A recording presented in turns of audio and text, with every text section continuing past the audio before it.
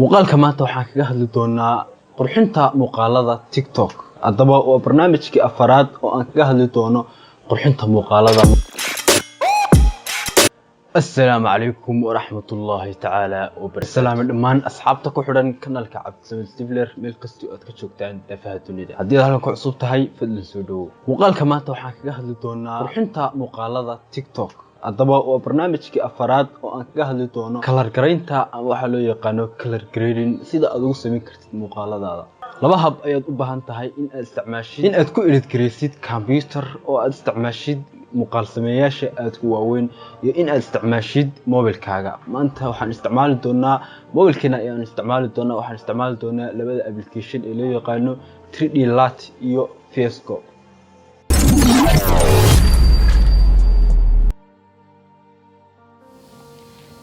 isku soo laabasho wanaagsan saaxiibayaal meel kasta oo ka joogtaan daafaha dunida. waxaad u baahan tahay labadan application ee kaga muuqda screenka mobilkayga ama shaashada mobilkayga.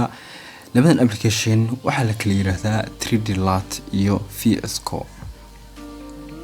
haddaba waxaan ku horeynaynaa applicationka horeeya loo yaqaano 3D Lat. marka ugu horeeya applicationka waad ka heli kartaa linkiga hoose Play Store-ka iyo meel kasta. okay, intaas ka bacdi applicationka waxaan dhahay open gallery. intaas ka bacdi waxaan u baahanahay muuqaalkan aan hadda duubayo in aan ku edit gareeyo.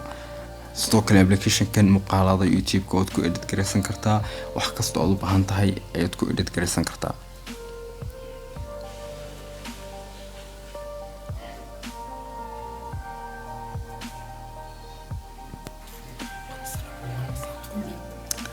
muuqaalkan ayaan u baahanahay in aan ku edit gareeyo. marka koowaad wuxuu leeyahay qaybtan basic-ka halkaas sare sida kaga muuqata oo aad uga sixi kartid brightness-ka ama color-ka ifka sare, sidoo kale contrast-ga, cadaanta badan iyo white balance-ga haddii uu sawirkaagu huruud badan leeyahay. sidoo kale hoos ayaad u dhigaysaa haddii sawirkaagu uu leeyahay waxaan loo yaqaano blue sidan kaga muuqato screen-ka kale kor ayaad u qaadaysaa sida aad u saxdid wajiga qof shakhsiga ama qofka aad rabtid inaad edit gareysid. sidoo kale tint waa la mid, waa in aad color-kan white balance iyo tint opposite isku yihiin. haddii aad tint-ka hoos u dhigtid waa in aad white balance-ga kor u qaadaa. okay, halkan waa saturation-ki oo ah in aad soo saartid color-ka qofka. saturation-ka oo la iska yareeyaa.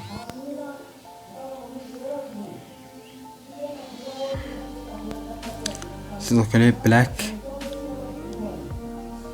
intan waa basic-ka. intaas ka bacdi waxaad u tagaysaa qaybta la yiraahdo Lat. halkan waxaa ku jira kuwa bahal aad fur badan black and white. kuwaas waxaa ku soo hoos jira kuwa kale ayaa ku soo hoos jira. sidoo kale halkan ay ku yaalaan kalaradan noocaad u baahan tahay in aad ka isticmaasho. kii aad rabtid ayaad ka dooranaysaa. okay, originalkiisa markaan ku celiyo intaas mid kamida ayaad tagaysaa. xogaa yar ayaad sugaysaa.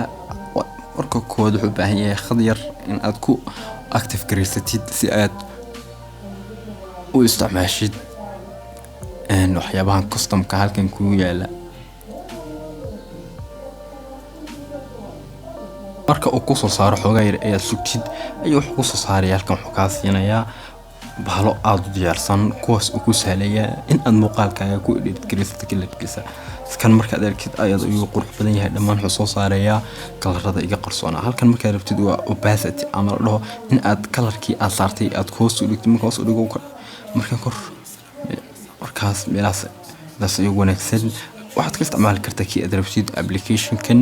intaas ayaan kusoo gabagabeynayaa loo yaqaano 3D Lat. waxaan u tegaynaa application-ka labaad ee loo yaqaano Fiasco. marka aad soo dooratid mid ka mid ah muuqaalada aad u baahan tahay in aad ku edit gareysid application-ka loo yaqaano Fiasco.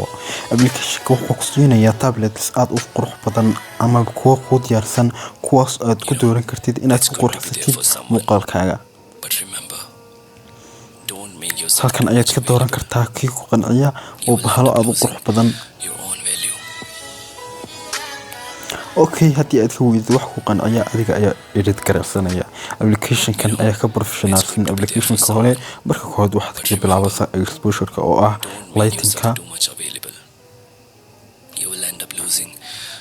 sidoo kale contrast-ga xogaa yar ayaad ku badanaysaa si uu u muuqdo saturation-ka si bartiis ayaad iska daynaysaa sidoo kale highlight-ka iyo waxa uu ku wacan yahay kan shadow-ga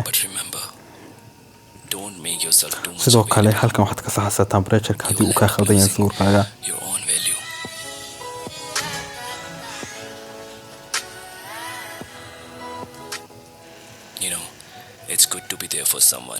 labadan opposite ay isku yihiin temperature-ka iyo shadow-ga iyo highlight-ku iyo temperature-ka iyo tinti sidoo kale shadow-ga skin-ka haddii aad rabtid inaad yaro qurxiso sidoo kale halkan ayaad ka qurxinaysaa HSL secondary ayuu leeyahay oo ah in aad saxdid color kasta oo ku jira meesha sida orange-ga huge kan waa inaad wax ka bedesho colorka sidoo kale kan waa in saturation-ka iyo luminosity-ga lighting aad ku bedesid waxa uu yahay application professional ah intaas ka bacdi waa save gareynaysaa intaas ayaan kusoo gabagabeynaya saaxiibayaal muuqaalka aan kaga hadlayay qurxinta muuqaalada application-ka VS Code oo aan u adeegsanay in aan ku qarxino muuqaalada TikTok